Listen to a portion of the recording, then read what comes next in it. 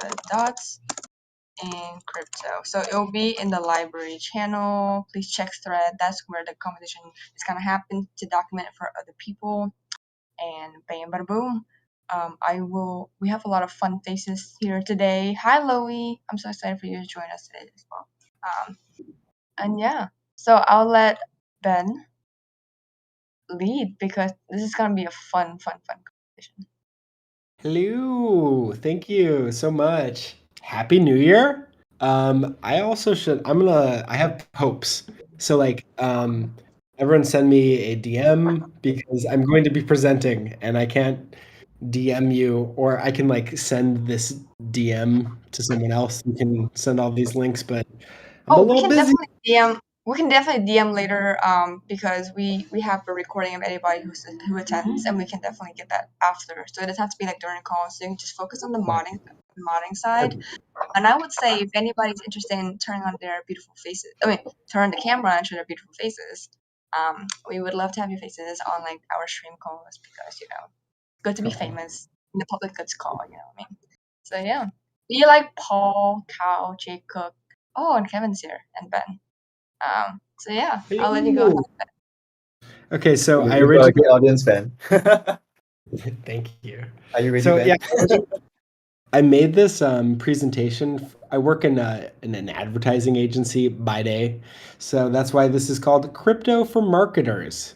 Because I made this presentation for my agency because it's kind of frustrating that the big difference between marketing and PR is PR, your audience is media, and marketing, your audience is people. And so a lot of people are viewing NFTs, crypto, etc. as PR and not marketing. And so I want to say, like this whole thing is about like contextualizing how are brands using crypto? How are they getting it right? How can we even just think about this? Like originally I had it as all analogies, which I thought was like a really good way of bringing it out, but then I did a little bit of editing. Anyways, that being said, there's a lot of slides, so I'm gonna start going. Do people see this? Hopefully, because this is just like a little intro slide of like NFTs sold like $18 billion in 2021. Like a 12-year-old made $5 million in 3 weeks. A clip art of a rock sold for $1 million. And I got this guy in the corner that's going, what the fuck's going on? Because it's a pretty crazy thing that's happening right here. And so I would like to try and like explain it the best I can, but let me see if I can do that. So first, what is an NFT before we even get into any of this? This is, I know that you guys know this, but just trying to make this as simple as possible because my audience is I'm trying to get people that don't understand anything about this to understand a little bit about this. So basically, NFTs are how we own digital files. They represent ownership. They're stored on the blockchain. It's a pretty cool, crazy thing that's happening right here. And, NFTs are simply the most visible element because there's so much press. Like, I think one of the biggest things is like, DeFi only makes the news when things go wrong. NFTs make the news when things go right. And so I don't know how we circle that square of like making DeFi more attractive, but that's not what this presentation is about. This presentation is about what are NFTs, what is crypto, how can we make the use of it. So to understand this, I got 3 basic tenets. The first is just, I'm gonna probably go speed run through this, but just like basically how are brands getting involved is a good starting point. Then what's happening, and then ending with why is this important? So first, boom, it's really important that you're skeptical. Like I know you guys aren't that skeptical, but like a lot of people are super freaking skeptical, and it makes sense when you don't like. There's grifters out there. There are speculators, and grifters are sort of technology agnostic. So I want to say that like grifter's gonna grift, but fear is the mind killer. So like the less you fear something, the more you understand it. The more you fear something, the less you understand it. So this presentation is just like trying to make it understandable so that it's less fearful and you can be less skeptical about what the fuck all this is. So how are brands getting in on this action? Great question. I think a brand that got it right is Adidas versus a brand that didn't get it right is Pepsi. And there is just like a really good don't here is like, don't do PR. Like, don't be like, hey, we made an NFT and we're just pumping the shit out of it because it's an NFT. Because like that doesn't really add value to anyone or anything. So do all of these things where it's like prioritize function over form, optimize for your community. Understand that NFTs are social currency for niche communities. They aren't for everyone, which is by design. Like that's not a bad thing. Like we should recognize that they are for certain types of people, and we should recognize what those certain types of people want. That's the whole point of marketing. And so a really interesting tweet that I read from like Jackson Dame earlier today was like NFTs are kind of priced like luxury goods right now. They aren't for everyone. They're kind of like a flex matrix. I'll get into that later, but these are just some good heuristics that, I'll share the presentation later. And then some other things like, is this marketing or PR? Is this timeless? Is this timely? Is it both? We just got to make sure that what we're doing makes sense, not just now, but in the future. And so I think Farouk had a really good sort of like, he was like, just basically, we are anti-cash grab, and we're for like when Adidas, partners with Pixel Vault, or when Nike buys Artifact Studios, like that's a thumbs up. But when Pepsi makes mics and drops them because the pun is a mic drop, like it's not really adding value to anyone, and it's kind of a thumbs down from me and from everyone else. I found this good sort of just like basic rules: cultivate community, add real utility, offer tangible values, unlock new forms of creativity. Brands that are getting it right, I think this Bacardi one was really interesting because it's kind of using it as like a pseudo loyalty program wherein you get like they're just trying to engage the most passionate fans and give them rewards. And so that's good. Thumbs up from those brands. Brands getting it wrong are viewing it like, okay, we're going to just do poorly managed PR stunts like let's do an NFT, or like virtual toilet paper, which is like not really, I don't know who that's for. I know it's for the media, but I don't know who the intended audience is, which is like a very important thing with marketing is you're solving, or the whole point of marketing is reaching an audience. And if you're not reaching an audience, what are you doing? It's kind of like a vanity project, no offense or anything. So I think the best response to the Pepsi NFT launch was just why. I love that. It's so simple. It's one word. Why are you doing this? If you can't answer why, it's maybe on shaky ground, because you gotta have that answer at the very least. And then you get like a bunch of people that are like, well, there are negative things. If you launch an NFT with no really thought into it, you could have some negative effects, which is to say, not an NFT's fault, but maybe your fault. Maybe a little bit too spicy of a take, but I went there. Anyways, kind of speed running through this whole brand up front, but this is a really important front beyond brands. How do I get in on this action? I think people should hey, that's why I have it in my presentation, but I think that beyond, we need to have the way that people get into crypto by contributing to crypto and using these platforms and experimenting, because you can earn through learning by doing, which is like, would you rather put fiat into crypto or take fiat out of crypto? Like, would you rather get paid in crypto and take a portion of money out that you want to be safe? Or would you rather take your hard-earned money and put it into crypto and maybe not the best? You can measure your actions really tangibly in ways that you can't with speculative investments, but that's not a financial advice, and that's not what this whole point is about. It's just important to conceptualize that there are a lot of DAOs you can contribute to. Gitcoin is obviously the one we're all in right now, but there's more than just Gitcoin. I got Crypto Culture and Society for my Balmic reference right there, and I also got Crypto Packaged Goods because I think this is for marketers, and if you love CPG, here's the crypto version of it. But I also have DAO Landscape by Koopa Troopa, and he also has an incredible thread with just thousands of different DAOs. And so more than anything, I would tell people to contribute and earn through learning, as opposed to confusingly trying to figure this out by upfronting your money. You can upfront your actions and then earn money from that, surprisingly enough, in this space. So anyways, that was sort of a speed run through the brand upfront because this was kind of a crypto for marketers. I know I'm connecting the dots. We'll get to that. So anyways, what is happening? What the fuck is going on? I would like to say the internet is rapidly decentralizing as Web3 emerges, returning to a vision closer to the first internet, which was more of a decentralized internet.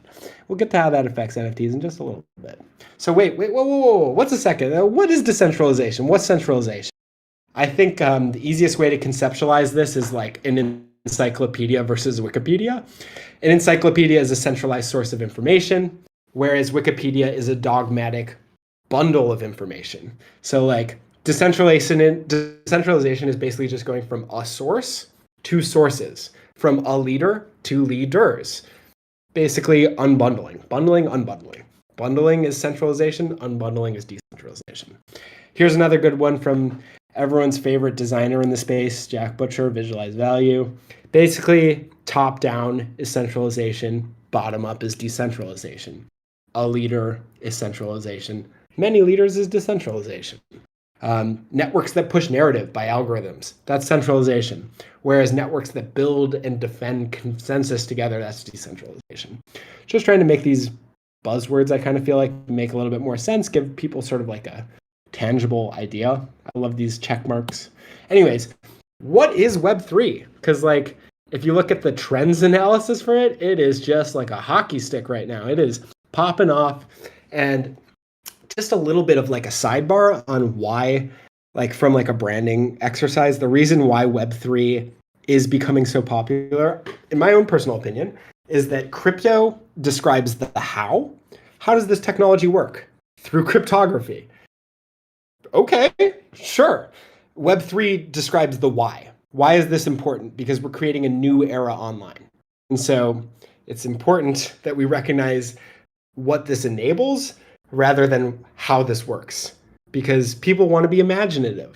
And so you give people ways to think rather than like, well, cryptography, and it's like, cryptography is basically just compression. I don't understand how that's like relevant to anything. Like Web3 is a good name. Anyways, this thought is just like a classic. I'll give my credit to Chris Dixon, I think is the guy who came up with the read, write, own. But basically we got version 1 of the internet is navigating through URLs and search. These are information links. The second iteration of the internet is like social links. You can think of aggregators like Facebook and Instagram and the internet that we currently live on. And then we're in the first couple innings of Web3, which is a decentralized internet where you can own things. And so the internet transforms as we use it. We're currently in the beginning of Web3. And so, wait, what is a blockchain? I think this Vitalik quote really is like the easiest way to understand what blockchains do is they disintermediate. They take out middleman, as opposed to like putting the taxi driver out of a job. Blockchain puts Uber out of a job and lets the taxi drivers work directly with the customers. So it's easy to understand the Bitcoin blockchain because, you know, digital money, skeuomorphic, cool. Too many buzzwords, but the idea of, I think the top of the cryptoberg is Bitcoin and the bottom is programmable blockchains. It's kind of a little bit of a niche culture. All you can do with Bitcoin is fundamentally buy and sell it. You can maybe you can make some exchanges that buy and sell it. Like, what are your verbs? Buy and sell, transact. And it's just kind of like this inert digital object, which not to say it's valueless, but to say that there's not much you can do with it.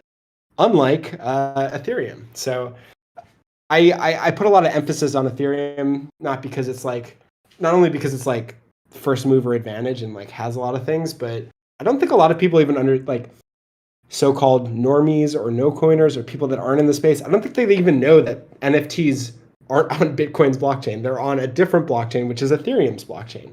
And it's like roughly 70% of the NFT volume was done on Ethereum in the past year. And so it's just important to just like recognize that Bitcoin doesn't have NFTs. NFTs live on Ethereum's blockchain and other blockchains, but I'm just going to mostly focus on Ethereum. And so Ethereum is like a programmable currency, whereas all you can do is buy and sell. You can introduce if-thens, for loops, and other sort of programming language on the Ethereum blockchain. That's the whole point of the programmable blockchain, is that you have programs that can run on it, applications that can run on it, that can be built on it. And this allows for value exchange in a totally novel way.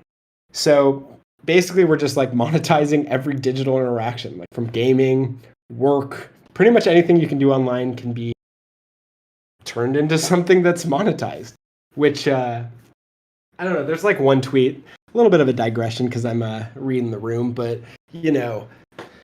there was an interesting tweet that was like the financialization of everything might allow more power to labor, not less. Like by giving everyone the ability to have equity over their labor, like that's a stronger thing for the end consumer. But that's a different conversation entirely. Anyways, what the fuck is an NFT? I like to show this just picture of everyone taking pictures of the Mona Lisa because everyone's always like, why can't you right click save an NFT? And it's like yeah, like we can make prints of paintings, but that doesn't mean that someone doesn't own a painting.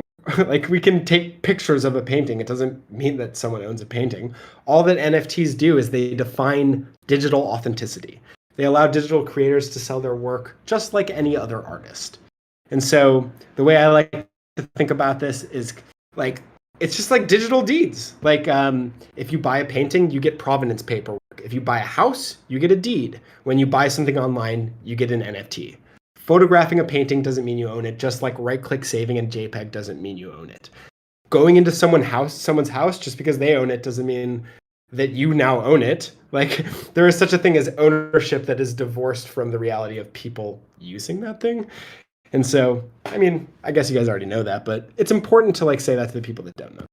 And so I like to say that NFTs are becoming the back end for digital ownership, which can affect or even unlock both online and IRL experience. So all of these things on the front end, whereas it's like an ENS name, a digital identity, or art, or tickets, all of them have the same back end, which is an NFT that lives on Ethereum's blockchain. So, bada bing, bada boom. Why is this important? I'm sort of speed running through this because I want to leave a little bit of time at the end. But if anyone has any questions, feel free to unmute and interrupt me at literally any point, trying to make this as I just have a shitload. Oh, someone went off mute. I have comment. Yeah. I have comment. Not as much question, but like one thing I've been thinking a lot about. So thanks for offering some space for the room. But one thing I've been thinking a lot about is like even our conception of ownership, right? I think that like at least from my perspective, it's a very colonial concept, like kind of outsourced from Europe, and like like how do we view ownership and view public goods? And this whole right-click save to me thing is such like pseudo intellectualism, right? It's so like okay, yeah, sure. But also, like, what is even ownership, right? What is even the point of ownership? Ownership as a tool, not as an inherency to be something you have to do, right? Like, do we need to own the copyright, the rights, the all these things in order for it to be meaningful? Or is this kind of like egalitarian right-click save a feature, not a bug? Maybe that's a cool thing that allows for more synergy between creatives and between a content generation, rather than it being this siloed experience that only this company can interact with this media. I love that, and thank you so much for bringing that up, because like something we talk about in Kernel is the coercion of ownership and reimagining different ways for what ownership can mean, or what one of my favorite terms for what ownership can represent is the idea of a steward. Like, I love the idea of a steward, the idea that you not are enabled to have complete coercive control over something that you own, but that you are a steward of, and you maintain that which you have stake within. And it's less about the push forward of I can do this, but it's more about maintenance of the system that you are a part of and representing that equity through ownership. But ownership is obviously words fail to grasp the meaning of there's only words are blunt tools that we have to communicate what we feel and what we want. And so they being in such a nascently developing space, I would recognize that ownership can transform what it means in a different, giving new tools for ownership will change the definition of ownership. And I love that push. So anyone want to yes and that? Or so yeah, keep on going. I can go next. So, yeah, it's really all about tools because ownership usually comes from keys. Like the way we manage keys today is that you have to literally own your keys, like not your keys, not your coins. So, when we have transformations in these tools like social recovery of wallets, where you can literally of people to recover your wallet without having a seed phrase that you yourself own, we will have like a whole uh, disruption in the whole concept of things like ownership. So yeah, technology dictates culture in that way, and we would see more ideas of sharing and stewardship as technology evolves. Yeah, I I love that. I I look forward to it. I should say even more so is that like um, language is open source, which means that it is iterative. It is an iterative process that we all have like a base understanding of, but we build up our own use of. And so I'm looking forward to how language develops in relationship to the development of this space. It's very exciting. And more than anything, I look forward to ownership not being a coercive tool, but like an unlock for more creative and exciting opportunities. And so I don't know, like more than anything, I'm just an optimistic, excited boy. So trying not to like let that explode right now, but I'm very excited about this stuff and I'm trying to we get to the why. Why should I give an F? Why should I care about NFTs and crypto? So basically, I got radicalized. I like to say I get radicalized a lot, but I listened to this podcast by Bankless called The Crypto Renaissance, and I was like, this is it. This makes so much sense to me. And so, more than anything, this technology is enabling a digital renaissance. What does that mean? Well, let's explain what the Renaissance is, so we can make sense of what a digital renaissance is. The Renaissance was the combination of two technologies: the printing press and accounting. Yes, accounting, believe it or not, boring old accounting it was literally revolutionary. And so printing press decentralized or democratized information, and accounting decentralized or democratized value. And so the printing press is like before the printing press, it took like a lifetime of wages and more to get a scribal class to write in Latin a manuscript. Like information was very inaccessible, very gated, very centralized, held by gatekeepers. And so it's literally called the Gutenberg Revolution, but it is the idea of printing the Bible was like a radical act where it's like, nah, like the word of God is like not yours, it's ours. And it allowed that information to like flow outward, which is like a crazy, like instead of it being constrained at a choke point, it was able to move through communities exponentially at the speed of many to many, as opposed to like one to many, which is a crazy sort of thing. But basically I like to have this from to, where it's like from information being gated and accessible to being more accessible. It's not fully accessible, but it's now a little bit more accessible. From it being the word of God, from it now being the word. Yeah, that's the printing press. And then accounting, like basically what is feudalism but delegated ownership? Like you have a feudal lord that owns your land, but you provide labor to them for the security of them not murdering you. It's like kind of a shitty system. But anyways, the point of feudalism is that it's like somebody fundamentally owns your things. Like value is theirs, not yours. And so what accounting allowed for was the accrual of value separate from lords and institutions like the church. It created an economic system from the bottom up as opposed to the top down. And like literally this was revolutionary. Like debits and credits, like accountants are kind of like accountants may be seen as like the most boring people right now, but like this shit was crazy when it came out. People are like, what? Like value can be my own. Like it's crazy. Anyways, value from value being theirs to value being yours, from rent to own. And just a quick side note that it's not just the printing press and it's not just accounting, but it is the combination of those two things that created the Renaissance. Because in tandem, they worked to both decentralize information and value at the same time to create a renaissance, a explosion in creativity, ability, and opportunity. And so, cool. that's a really interesting framing. That's like, oh shit, here we go again. Let's go digital. So, anyways, the digital renaissance is basically the same shit, different story, where we're decentralizing information again, we're decentralizing value again, we're democratizing information, we're democratizing. And so, literally, my favorite story from the internet of all time is the Josh fight. I don't know why. Like, I just think it's so cute. There was like these guys this guy made a group chat with everyone that had the name Josh, and he gave them some GPS coordinates so they would fight in a year. And then it turned out to be like they started raising money for charity, and like they actually had an actual Josh fight that a 5-year-old Josh. But the idea is that information doesn't have to move from person to person. It can move from many to many through networks at network speed, which is to say we have a decentralized medium for information. We flatten the participant space in information production and consumption, that it's like literally any Josh can connect to any other Josh. There's nothing stopping the Joshes from joshing around and creating one ultimate Josh or whatever. I don't know, like transformer version of Josh. I don't think that's how it works, but that's roughly how I conceptualize it. Anyways, the idea about the internet, I think we all are on the internet literally right now, and we're probably super on the internet if we're in this call.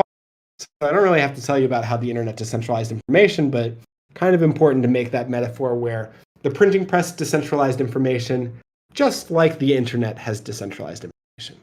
And basically, this old thing, showed it earlier, but showing it again, from a source to sources. So, encyclopedia to Wikipedia. Here's kind of a crazy one, but blockchain is triple entry bookkeeping. It's like, what is the third one? Debits, credits, and a shared ledger of transactions. Because without blockchains, value accrues to the center, to these like disparate silos of like all these books are just like, and we've learned that people don't have the best discretion over their own books. Like you have Enron and people that fake their own books. Like by having a shared ledger of transactions, that creates an internet native ledger. It might be a little bit fancy, but all I'm trying to say is we're creating a value system separate from institutions on the internet that allows the creation of an economic system from the bottom up as opposed to the top down. And basically, we've got this person, like we got Alice crediting $100, Bob's being debited it. That means like this person's sending it to them, sending it through the blockchain. I like to say that it's like a digital thumbprint is a cryptographic hash. So like you just thumbprint all of your transactions, but we all know what blockchains are, but the idea is that what it does is it allows for an economic system from the bottom up, not the top down. So from value being theirs to value being ours, which is, I think, like a really interesting, whereas accounting was value is yours, blockchain value is ours. There's a necessary like collective aspect of having a shared ledger is we all are a part of this ledger. It's kind of a weird sort of shift, but value is now ours. So, anyways, why is this? Oh, so who's going to jump in? So that's N again. Hi. I have a lot of thoughts that are buzzing in my head, and I want to share. So one thing I think that's really important about like Web3 and like the reconceptualization of crypto to Web3, because I started in like when Web3 wasn't a name, right? I was like part of the people who like heavily pushed it on Twitter for adoption because I saw what you really verbalized well, which it's the why. No one cares about cryptography or crypto. Like that doesn't mean anything to people, right? So I think those who are resistant to Web3 rebranding are ones who want to gatekeep information, right? Because they're like, no, cryptography is fancy. It's academic. It's, lofty. Like, no, get out of here. And I'm like, yeah, you're part of the problem, Giga Chad. Like, get away from me. But to the point I want to make is that I think like history is going to be really important to this whole conversation, where it's like, especially I've been reading this book called Braiding Sweetgrass by Robin Wall Kimmerer, and she's an Anishinaabe, like indigenous woman from the Americas, and like she talks a lot about how like blockchain's not new. What humans did in like a lot of indigenous cultures used the land as blockchain, right? Your standing was how the land looked. Right. So if the land was well tended and abundant and like gave forth to others, then people saw that was a person who did that for me, right? Somebody's left, like one thing that indigenous people do when they're harvesting, they'll leave the first thing they come across, they'll leave it for another person. So the first thing you come across, you see that herb, that, that vegetable, that fruit, whatever, and you say, oh, that was something somebody gave me, but I'm going to leave that for somebody else. So that is literally an ecological ledger. So I think we think we're reinventing, but we're actually just remembering a lot of indigeneity that was erased by colonization, right? So so that's why I rail against GigaChat, because what they're really doing is historical erasure rather than reinvention. So anyway, Wow. Oh my God. I just want to take space to just like let that sit in for everyone, because that is just, I'm gonna have to like re-listen to the recording so that I can get all of those words correct. The remembrance. Whew. That's some hot shit right there. Does anyone else want to compliment that? Because that was really good. Lynn, are you off mute? You want to say something? Oh no, you're on mute, but you're off mute. Oh, Let's now. see. Yes. Yeah, yeah. You Oh no, I was just gonna. I was saying the same thing as you, but I was like, oh, I would actually love to hear everybody else's thoughts on this so far. I'm gonna leave the table to someone. I'll wait for see who unmutes, because I would love to hear people's thoughts on this conversation. Yeah, I mean, it is such an important thing that N just shared. Like most tribal cultures and most of our history, our ancestors had a oral history passed down from generation to generation, and that was literally a cultural blockchain of ideas that had to be preserved because there was no other way of recording information. So that historical erasure that N talks about is a figment of like recent years, like the past 1,000, 2,000 years. And now we have a chance to remember that again. So it's very important what we put on the blockchain, because it's going to remember everything. Damn. Oral tradition as a shared like truth makes a lot of sense to me. It's just something I wouldn't necessarily think of. And that's really swagalicious. I don't know if it's probably the wrong word for it, but that's really cool. Oral tradition as like a shared. Wow. I like having these conversations because it makes me think. Yeah. Anybody else? Actually, I would love to hear like from people who have like experience in the space. If you guys are like, and also people who are new to the space, like different perspectives on like what it means. What we're discussing. Yeah. Because I think people who really experienced in space, probably like Kevin or Scott, who like have been in space for a while, around like 2017, versus the people who are new, which is like, I'm pretty new. I'm here for like, I guess like since August of last year. But yeah.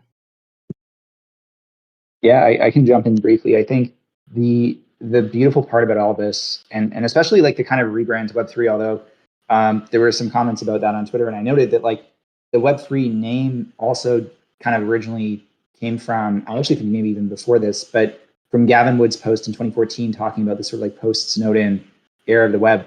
But I think what it's come to mean now is like a really important cultural shift in like what we're actually trying to do, which is being touched on by a lot of folks here, is just like it's much more of a social than a technological movement, and the points of what we're trying to achieve are much more social as well. So like I think we have to be, aware of, and it's actually very useful because it helps us become more aware of like the actual impact that this could have, and therefore also to be like mindful of any consequences that it could bring. And that's all important for us to actually like make this a real like sort of like renaissance, as you said, versus just kind of like, like the printing press is actually a great example of this in particular, because the reason it was so powerful isn't because like it gave you the ability to like print words, like, and like that's great. It's because it happens that the thing that it enabled you to do specifically, because you could imagine another assembly line machine that lets you, like create some particular widget faster. But the reason that was particularly valuable wasn't just because of the technology, it was because of the fact that what it was enabling was a fundamentally social tool, which is a book, basically, right? And that's like is very similar to what we're, other folks were talking about in the context of enabling sort of like this better sharing of maybe not better sharing of memory, but like broader sharing of memory. And I think it's also important for us to also recognize like the sort of like spoken word traditions that like came before that, and like kind of think about those in the context that Sid mentioned too. But yeah, I think it's all like social fundamentally. Vitalik also talked about this, but I won't get into that. It's like there's too many things to go off on. But I think anyway, it's great to see this being framed in a way that actually like speaks to what sort of like I felt was always missing from the 2016, 2017 conversation. So one thing I want to like highlight, and Scott, maybe you can comment because you have more history in web and like in crypto Web3 than I do. I got in 2019. I think there's a direct correlation with the diversity of Web3 and the increase of diversity in Web3 to the understanding that this is social, political, and cultural, right? Like if you look at the demographics of early crypto, it was like cishet white men, no tea, no shade. That's what it was, right? Like so if we see how Web3 is being recontextualized and who is recontextualizing it, it's me. Like I'm a Black queer trans person, right? Like I am bringing in this other perspective and knowledge set, and there's a lot of other people who are bringing in like the oral cultural traditions that oftentimes, at least my background's in chemistry, scientists, at least white scientists, I'll call them out, they don't contextualize technology in the terms of social and political movement, right? What it is just like, well, this is fun, or this is a new thing, but it's always lacks the depth of, well, why are we using this thing? Why do we care about this thing? And my answer to that is empowerment, right? Social and political and economic empowerment globally, right? Outside of like, the colonial power. So that has huge ramifications, right? That is not a comfortable thing, but that's what's happening here, right? And I think the more we are honest about the realities of what public goods mean, public goods is not just like, in America and in Europe, or in in these like kind of like colonial like countries. It is like in India, in China, in South America, in like Africa, in like these places that have historically been excluded and extracted from, right? So a global commerce system and digital ledger changes power dynamics. And it's like, that is like not something that should be taken lightly. That is like a huge moment for everyone on this earth. And like, I see that very clearly, but the Giga Chads are like, shut up and you don't know what you're talking about. And I'm like, that's cute. Absolutely. Yeah, that ability to like actually look at the real impact this could have, I think is key. And like it can be bogged down easily in just like, hey, like decentralization can, even as a term, can be very abstract, and like thinking about like the actual practical like implications that has, and like why that might be beneficial, like especially in terms of just like redistributing power, I think is something that like again like didn't come up as often in like the context of like, oh, we have this immutable magic ledger. Like that's like not really like the right framing. So definitely +1 on that. Amazing. Is there anyone else that wants to like share anything before I have like I feel like 6 more slides before it ends? Lynn, is there anything you want to say? Oh, you're like on. You're no. It happened no, again. It happened. Technical difficulty on my end. Okay. No. I was literally just gonna say I'm about to hit people again. Look, I want to target people like Bomic or like Paul. Okay, Paul has his camera on because I always do that to Paul. But like pretty much people, I would love to hear everybody's thought, because it's a very interesting conversation happening. As we are like, a lot of us are like, if you're in this call, you're likely have an understanding of crypto, right? Yeah.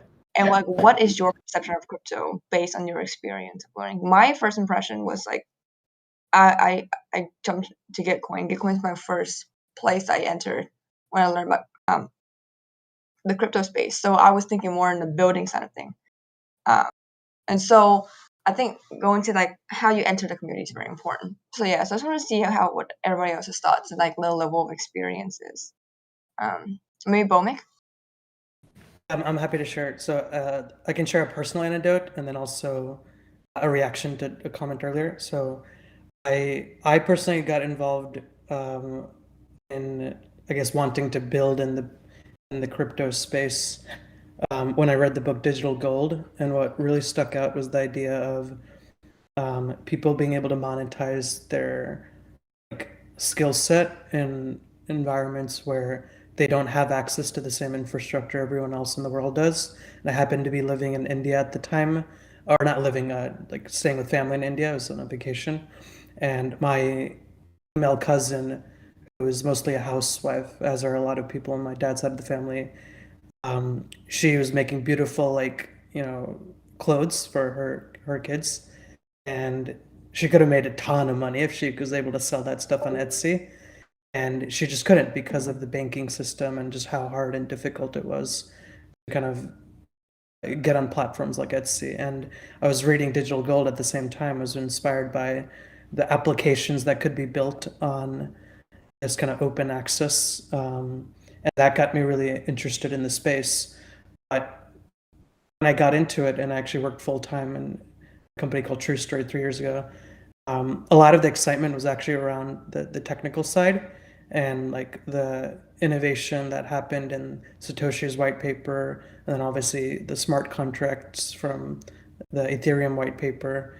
So I think I would push back a little bit on the notion that no one cares about the cryptography technical side, because that's what's inspired the builders in this space, the people who are kind of making this application layer possible to begin with, like the L1, L2 solutions. And it's really cutting edge, interesting things. So I'm not an engineer myself, so I'm not speaking on behalf of my group, but they're the ones making a lot of this possible. And I think they are fascinated by that layer. But that's what enables like these conversations to happen and enables us to fund public goods, and for me to work on like a liberal arts kind of experiment. So yeah, I think the social good side is really great. But the technical side is also fascinating. So different interests for different people. Yeah, I think different strokes for different folks is the, you know, feature not a bug of decentralized space. But I think in last week's call, we were talking sort of about crossing the chasm and the idea of early adopters to sort of the early mainstream. And to reach a wider audience that aren't technical builders, you have to give people imagination, things to be excited about and ways to imagine. And that's less about the how of like, how can you build this, and more about like, why is this important? And so I think both are super important. And I definitely don't want, like, I came into the space when it was called crypto, and it made a lot of sense to me because like I wanted to understand, how does this space even exist? But I think that the enduring ability of it is like, why is this important? And you got it like a yin yang. You got to have both. But definitely not going to understate the importance of the technical side. All the love to the engineers out there. Thank you guys so much for building all this stuff that I'm super excited about, because I can kind of read code, but not a writer of code. And so all the hats off to y'all builders. That's why I got into Gitcoin in the first place too, because I thought that how they say like Home Depot is like recession proof, because like when times go bad, people want to fix their house. Things are good, people want to renovate. And it's like the builders are sort of like recession proof because builders want to build no matter what. And so all the love and respect to builders. But I'm not like, I can build social things, and they're not necessarily like, you can build things that aren't like the way that we think of built, but I'm not going to take credit for what the builders have built. They've built amazing things, and they've done it off the back of a space that was used to be referred to as crypto. And I don't think that Web3 rebrand should under a rebrand. You never want to alienate your current audience. You want to galvanize your current audience, bring in. And so hopefully that's what we're doing. Fingers crossed. Anybody want to double click on anything I just said? Anybody want to +1 onto anything? I'm gonna hold a little bit of space just in case. I kind of want to ask Joshua. I think he's Ethereum lead. I mean, community lead at Ethereum. Wow. I don't know. Joshua? I mean, I don't know. I think I saw he was commenting a lot in the call, and I wanted to see if he had any thoughts on it.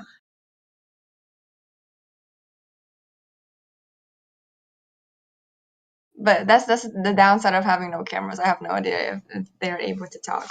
But what about? Oh, I literally whispered a call on Kevin. He knew it was gonna call. I have a thought, Lynn. I have a double click moment. good. I do want to let you Absolutely. get through your presentation, Ben. But like, I'm like a talker. Like that's my that's my thing. But anyway, one thing I wanted to say. So like to I don't know the person's name, to be Biaumic, is that like my degree's in chemistry, right? So I am like what people would be like technical scientist. And one critique I have is we put way too much emphasis on those people, right? Like as someone who is at one of those people, like, as we move into Web3, we need to understand that we need everybody if we're going to be successful, right? Technical layers are important, but also like, you need to be able to market and have PR and have a social layer and have an application understanding.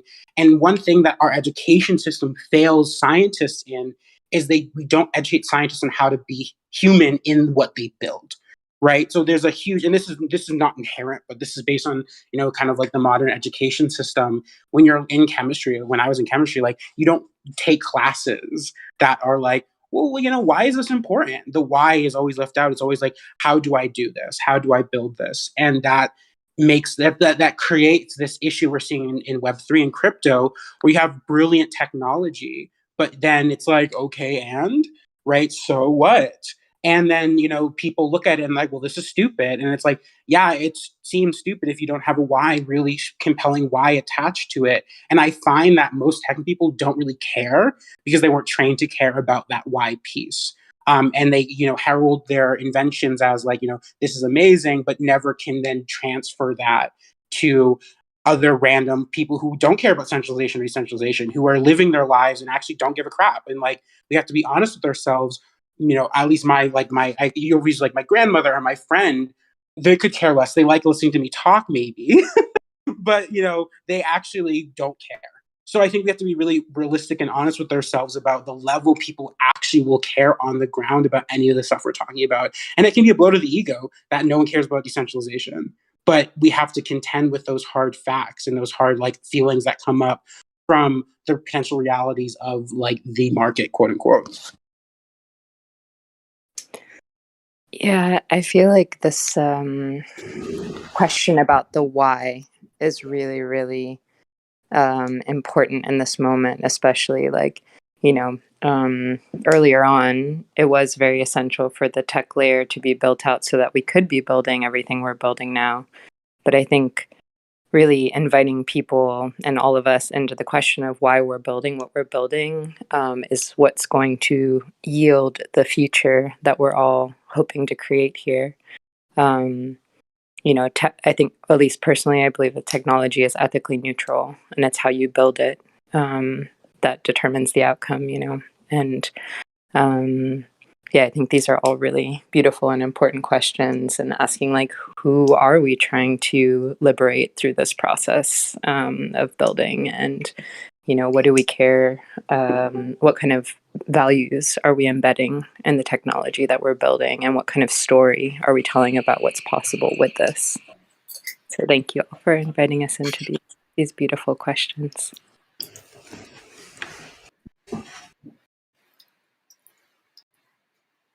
Is anyone else going to say something? Ooh, am I off camera? Anyways, what I was going to say, am I off camera? It says I'm off camera. Anyways, that's not really that important, but if you can hear me, that's all that matters. Anyways, I was going to say something along the lines of we're all going to make it, includes all of us. And the emphasis is not on it, because I got really confused for a while. I was like, what are we making? What is the it? And it's like, no, the emphasis is on make. And we're all making it is like sort of this affirmation of like all action in the space, like whether it be a Twitter comment or building something, like we're all going to make it, and we are all building that open source future together. Hopefully. Sorry. Does anyone else want to say anything before I Joshua and Loey is unmute. I'm not sure who's making a sound. Yeah, sorry, that might be me.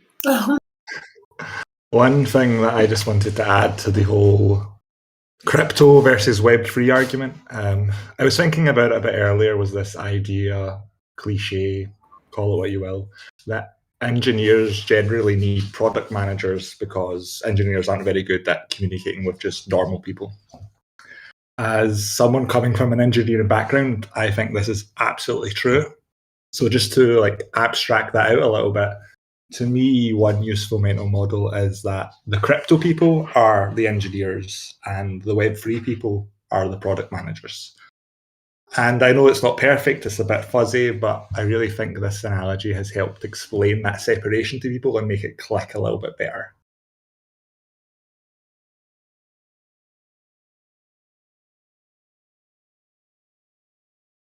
I love that. That's really helpful. Crypto engineers, Web3 project managers. I'm gonna have to let that marinate, but passes the sniff test. It makes sense to me on first iteration, so we'll see how I digest that. Yeah, I mean, I got like 5 slides left.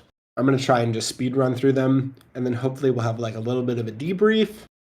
But I love having conversation throughout this. Thank you for, not making this like just me talking at everyone and making this a conversation. That feels great. Thumbs up from Ben. So anyways, but here's a funny meme. Blockchain is really just fancy accounting? Like, yep, always has been. It's just a different form of accounting. And so remembering that I was like sort of presenting this to marketers, like, why is this important? Well, like literally half of the ad market goes to 3 companies. Like the internet is dominated by a handful. Half of $1 trillion ad market goes to Amazon, Facebook, and Google. Like that's crazy. That's wild to me. So that's why this would be important, creating a decentralized, disintermediated medium of value exchange on the internet. Because right now, it's pretty dang centralized, and I would argue past the point of diminishing marginal returns. In sum, what is the digital renaissance? We're moving from user-generated content that's built on rented land to own your own content, which is a crazy shift. And we'll definitely sort of conceptualize a different form of ownership, but that was a conversation we had earlier. So thank you. Bada bing, bada boom. I did it. The slides. Ta-da! That's Ben. Now with 5 minutes left, does anyone want to say, hey, I got some thoughts or comments? Or did we sort of go through that during the presentation? I have like an appendix that I can sort of just say, like, this is kind of like an interesting slide about how brands are going to change. But a lot of this stuff is just sort of appendix stuff because it doesn't really fit into the context of the whole presentation. So we'll go back to the thank you. Thank you from Ben to everyone. Thoughts? Opinions? Does anyone want to share anything? Wait, I like your new context slide. I want to look at it. Which one? The brand one? Yes. Yeah, creative chaos. I personally love creative chaos, and I think that's partly why I feel it in this space. Feature, not a bug, It is... I love the chaos too. I love it so much, and I don't think that like one of the most interesting things is like yes-anding that chaos and harnessing that energy. Yeah, sorry to interrupt, but I would love to have Bomik talk about the syllabus real quick, which is I'll let Bomik kind of explain a little bit in the context there. Would be love to have everybody listening to it. Sorry, this is a slight bit of tangent, and also let me turn on, I can't turn on my video, but I am working on, for the public goods work stream, I'm working on something called the syllabus project, where we're going to be curating really great resources and contextualizing them in a really awesome way. I'll drop the link to the doc in the public goods library channel, which is kind of the planning thing, but let me share my screen 1 second. And basically, I'm asking for people to brain dump some resources that they think are useful related to public goods that we can include. Can anyone see my screen? Yes. Okay, great. So so first, hello, I am Bomik. I work on a learning DAO called Crypto Culture and Society, where we explore the impact of like answering the so what questions, like why does this matter? What a lot of you guys are referencing, we believe those are important too. And one of the products we shipped was this thing called the Web3 Starter Pack, which is a great way for people brand new to the crypto space to kind of learn about Web3. And I've been talking to Scott a bunch about kind of building something similar to that for public goods. So what the goal is we want to basically build something similar for like a public goods starter pack, or maybe we'll call it public goods syllabus. And where I need help is in this section right here, where I say add links. Please add anything related to public goods, whether that's the technical side that interests you, whether that's government policy or regulation, whether it's specific public goods that you find interesting, and like case studies. Just brain dump here. I'll even call it brain dump because, like, no expectation on writing any summaries or anything. And then the next step will be I'll take a stab at categorizing them into a few topics and set like a spec for what the starter pack would look like, and then we'll get the ball going and ship something in the next 2 weeks, and it'll look beautiful and well designed, something like this. So again, this is for Web3, and this was like, this is how we designed it. Had brief summaries of all the topics, and this kind of really resonated with people new to the space. So we'll make this kind of brief MVP, and then further down the road, we're going to make something even more ambitious called a lexicon, which will be like a bigger project, which I'll talk about later. But yeah, the call to action is, if you have any resources related to public goods, please brain dump them here. The links here are just me mostly pulling from the Notion on public goods and just copy and pasting a bunch of stuff. But I would love your help on just brain dumping, and then I'll categorize and set up more conversations to make this an awesome deliverable for public goods. That's basically it. Awesome. Thanks so much. I really hope everybody checks it in. And this actually wraps it hour. Do you have any last comment? Thank you thank you all for making a conversation and having an awesome. I loved doing this presentation with everyone and having a really amazing conversation. So thank you everyone for attending.